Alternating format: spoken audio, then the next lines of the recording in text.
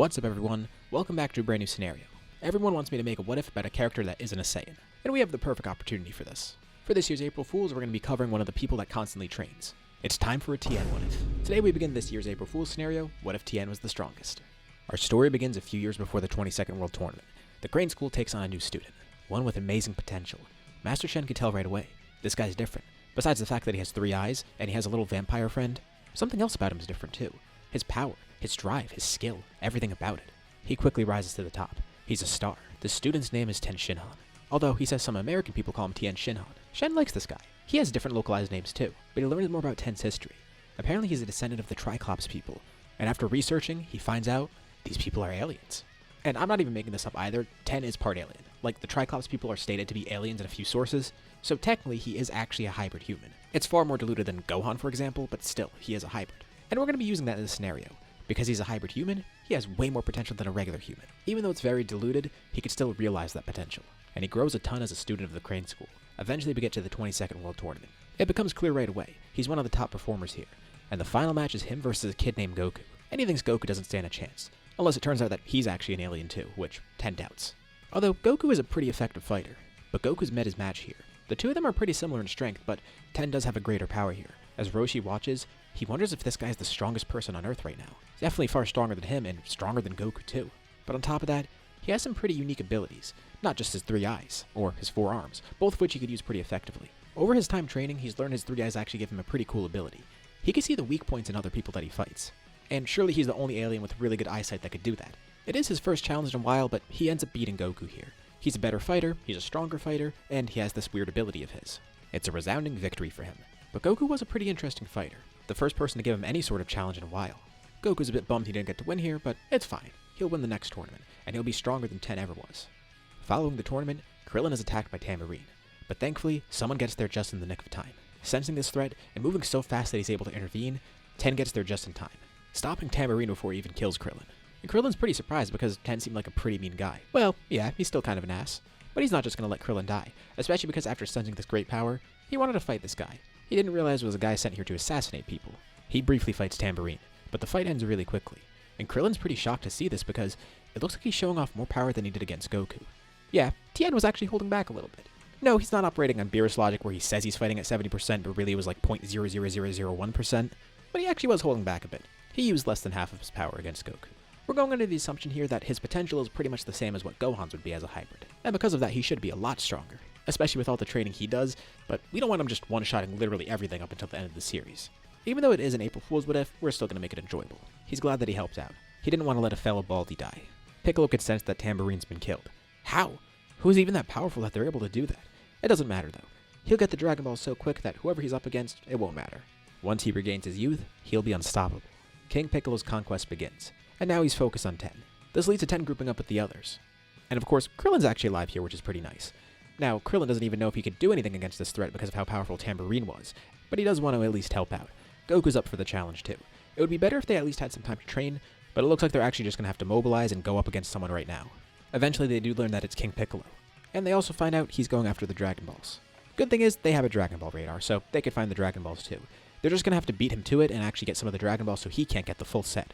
Although they have to prepare for actually fighting him at some point, and it seems like he's going after a bunch of other contestants. So they're not sure what to prioritize, going after the Dragon Balls first, or making sure that no one else dies in this conquest. At first, Piccolo does try to go after other contestants while still trying to get the Dragon Balls, but at the same time he realizes that it might be worth it to go after Tien because he's the biggest threat here. The fact that he killed Tambourine that quickly means he's pretty powerful, so he changes his objective. He sends the rest of his sons out to fight the others. Tracking down Tien Shinhan is their main target, which is good because it kills 2 birds with 1 stone. At the same time, they can find the Dragon Balls because that's exactly what that group's going for. At one point, they stumble across another Dragon Ball, just as Symbol and Drum show up. Goku and Krillin assume a battle stance, and Tien's watching from nearby. He wants to see if they can actually take these two on. Drum is weaker than normal because originally he was born when Piccolo got his youth, but here Piccolo is still old. He just birthed another son because he needed another son. Goku and Krillin do try to fight, but it's clear that they're not going to be able to win here. So Tien steps in before it gets too dangerous. Tien simply looks at the 2 sons of King Piccolo, and then shoots a couple of lasers from his eyes. These attacks are effective against all types, and he performs an additional super attack too, so it does even more damage, stacking his attack each time he does so. This damages them quite a bit from a distance, and then he goes in to fight them 2v1. Once more he actually does face a challenge, which is pretty fun for him, but from what he could tell these two are weaker than Tambourine, and he already injured them a bit. Looks like they need to get moving because King Piccolo's going to find them. Especially with this Dragon Ball in hand, and the fact that these two found that Dragon Ball in the first place, it means King Piccolo could probably find where they are. So Tien asks how King Piccolo was defeated in the past. Roshi describes the Mafuba, and he performs a few movements, not doing the actual technique, but just showing him the actual movements meant for it. Tien watches it once and says, I understand it now. There's no way he grasped it that quickly. Actually, he did. They'll just need to get a container, and then he'll be able to perform that technique and seal King Piccolo away. If he truly is that strong, that is. King Piccolo has most of the Dragon Balls, but of course, the group has beat him to the other ones. And now he knows the group is in possession of at least one of the Dragon Balls. So it looks like he has no choice but to fight them, even though he is a little bit concerned about Tien. Surely he can't be that strong. And it's weird. Something tells Tien that he shouldn't actually try to kill this guy. Maybe he should seal him because if he kills this guy, he just has a bad feeling that it might affect something else. Like maybe there's a guy that's lifelink to him out there somewhere or something else like that. Eventually the group does face off against King Piccolo as he attempts to complete the set of Dragon Balls and summon Shenron. But Tien's ready to fight. Like he said, he understands it now. He knows exactly what he needs to do here. He does briefly fight King Piccolo just to see how strong he is, and he is pretty powerful. He definitely would be a challenging opponent. But again, Tien feels like for some reason he shouldn't kill him. So as Tien fights him, he grows the 2 extra arms on his back, fighting him with his 2 main arms and performing the Mafuba with his back arms. The rest of the group watches on in awe. He's such a great fighter. And Goku's not surprised that he lost to him. This guy's definitely way ahead. Even though he was kind of a jerk before, maybe he could actually learn some things from this guy because now he's actually warming up to them. In the middle of the battle, Tien splits himself into 2 with multi-form. The clone of him puts Piccolo in a headlock, holding him in place briefly. The main Tien then jumps up in the air, flips around, and then his back arms perform the Mafuba upside down. Roshi's amazed because he got the technique exactly right, and he was so good at it in fact that he performed it upside down in the air. He copied it just by watching it once. He performs the Mafuba and King Piccolo sealed away. It's a shame Tien didn't get to fight him much longer. Normally he'd want to test out how strong he is as a warrior, but this guy was pretty dangerous, and at the same time, he had that weird itching sense that he couldn't kill him. And it's a good thing he didn't, because soon enough, Goku decides he needs to take his training more seriously. He's going to climb Korin's tower again, but this time, he'll go even further than that. There's apparently something far above it, and a place where he could train even more. So Goku gets all the way up to Kami's lookout, and by the time he gets there, Tien's already there.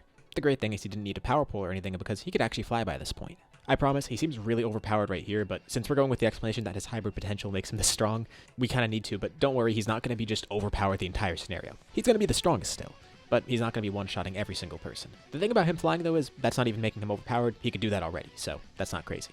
But he's going on the same journey as Goku, deciding to train under Kami, and Kami takes both of them as students. Turns out, Kami's actually lifelink to Piccolo. Had Tien killed Piccolo, then Kami would have died too, and they wouldn't have had anyone to train with up here. Well, maybe Mr. Popo, but not Kami. And Goku's pretty excited because, first of all, he gets to train under Kami, but also, he gets to fight Tien more. He did kind of want to train under him, which is weird because Tien had his own master, but it's about time he leaves the Crane School anyways. He's far outgrown it. Maybe Chaozu could benefit from that. And trust me, Chaozu is growing pretty strong. He hasn't really done anything in this part so far, but he's Tien's friend for a reason. So keep an eye on him. Over the next few years, they continue to train. Kami's surprised. Tien's already a really great fighter, and so is Goku. But Tien in particular is really strong. Like, already he's above Kami. He might be a good candidate for next Guardian, although that's just because of his power. Goku seems more suited for it because he's actually a good-natured person, and Tien is slowly starting to become a good person, but he can't really be Kami if he has some sort of evil in his heart still, so they'll have to work on that. Goku's growing pretty strong too, especially because he has such a great training partner up here. Now, they don't know what power levels are, and they don't judge power by that at this point, but just so you have an idea of how strong they are, right now Tien's power level is 400, at least in his normal state. When he performs his attacks, it goes much higher. Goku's in the 300 range, but Tien is making sure the gap stays wide, growing stronger every day. Next, we arrive at the 23rd World Tournament. So there's no Piccolo Jr. here, which means the final matchup is definitely going to be Goku versus Tien. A lot of the other matches go pretty normally, and of course there'd be 2 extra fighters here because Kami wouldn't need to enter and Piccolo Jr. wouldn't be taking up a spot. But whoever joins, which one of them would probably be Yajirobe, they're not really going to make it that far. Although one thing to note is that Tien would probably fight Tao, and Tao would try to cut him. And just to humor him, Tien lowers his power a bit, letting Tao cut him. He could use a cool scar, and he also realizes that'll make my job easier because I won't have to edit out the scar for him. Anyways, the final fight is Goku versus Tien. Of course, Tien still does have to hold back a bit, but the two of them enjoy themselves. This is the first time they've had a serious battle in a while. They have fought a bunch on Kami's lookout, but this is different. This is a rematch for them. A true rematch at the World Tournament. Tien, of course, ends up winning. Goku promises that one day he will win the World Tournament, and he will beat Tien. Tien is his new rival. His hybrid potential propels him forward, although there is another step he could take. At some point, Kami tries to offer Goku the position of Guardian, although he turns it down. So he goes to Tien next. That evil in his heart is mostly gone, and Kami will work with him to purify his heart completely. And he decides to accept the offer. You know what? That could be nice. Staying up here on the lookout in seclusion, training all the time with no distractions, and being able to use the time chamber if he so pleases. He accepts the position, telling Kami that these 3 eyes will watch over the Earth. I forgot I put that in the script, but, I mean, it's kind of funny. I guess when I wrote it down, I thought that was funny. I mean, it's just stupid. I don't know. A few years pass. Over this time skip, Goku still does get married to Chi-Chi, and he has a kid too. Although it's been a while since everyone's seen each other, so there's a reunion set up at Kame House. Ten's invited too. The good thing is, he's the guardian of Earth, so he could just teleport there if he wants, but he decides it's better if he flies. Plus, he's still the guardian in training. Kami technically is the true guardian right now, so he's trying to limit himself a bit, and he prefers to take the harder route for things. Plus, this is kind of like taking the scenic route for him. He jumps off the lookout and flies towards Kame House. But as he's flying, he feels a strange power approaching. Something's falling out of the sky, and he flies over to where it is. It's a really strong power. On a random farm, Raditz lands in the space pod. A farmer finds him and shoots a bullet at him, but Raditz simply catches it and flicks it back. But before it hits him, someone else arrives and catches the bullet, saving the farmer. He'll live to see another day. It's Tien, wondering who this is and why he's here. Clearly he's not from Earth, and his power, it's pretty strong, and it feels evil too. Raditz clicks on a scouter and scans Ten's power level. Wow, it's even weaker than that farmer. It's only at 2 right now. But Raditz didn't see him come over here. He must have just been unfocused. Ten's of course suppressing his power right now, so Raditz isn't intimidated. He says he's looking for Kakarot, and Tien says he has no idea who that is. But then he sees that Raditz has a tail wrapped around his waist. And Raditz explains that Kakarot is his brother, sent here a while ago. And after his time on the lookout with Goku, he does remember the fact that Goku doesn't really remember where he came from. No, that can't be it. That's a long shot. There's no way Goku's an alien. Although Tien himself is an alien, so maybe it's not impossible. Raditz says he'll find this guy himself, and tells Tien to get out of his way. He then tries to throw a punch at Tien, but he catches it, with Raditz surprised that his power shot up. And quickly the two actually get into a battle. Using his eyesight to locate vital points, and knowing that Goku had the same flaw as well, he sees Raditz's tail as a weak spot. And he grabs onto it, which confirms this guy's tail is just like Goku's. He has the same reaction. Raditz tries to bargain to be let go, but Ten's not going to let him go. He needs more info. And with that, we'll leave off here for now.